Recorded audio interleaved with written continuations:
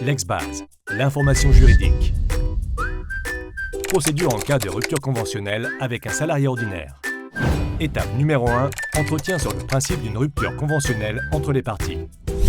Les parties au contrat conviennent du principe d'une rupture conventionnelle lors d'un ou plusieurs entretiens au cours desquels le salarié peut se faire assister par une personne de son choix appartenant au personnel de l'entreprise ou, en l'absence d'IRP, par un conseiller du salarié choisi sur une liste dressée par l'autorité administrative.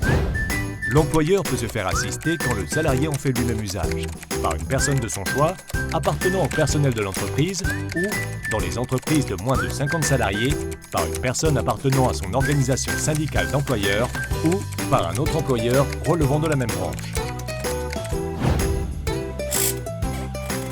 Pas de délai. Étape numéro 2, signature de la convention de rupture entre les parties.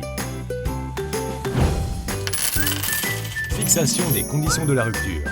Fixation du montant de l'indemnité spécifique de rupture conventionnelle qui ne peut pas être inférieur à celui de l'indemnité légale de licenciement.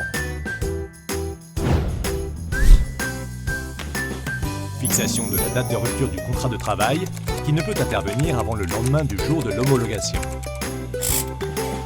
Le délai de rétractation est de 15 jours calendaires à compter de la signature par les deux parties. Étape numéro 3, droit de rétractation. Rétractation sous forme de lettre adressée par tout moyen attestant de sa date de réception par l'autre partie. Dans le cas d'une rétractation par l'une des parties, il y a poursuite du contrat de travail. Dans le cas d'absence de rétractation, alors, étape numéro 4, demande d'homologation à l'autorité administrative.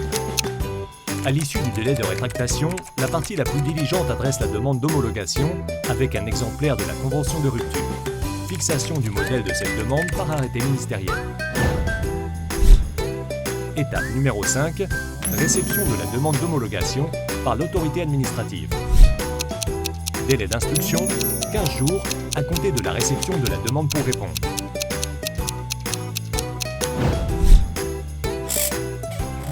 Délai permettant à l'autorité administrative de s'assurer du respect des conditions de la rupture conventionnelle prévues par la loi, notamment de l'indemnité et de la date de rupture, et de la liberté de consentement des parties.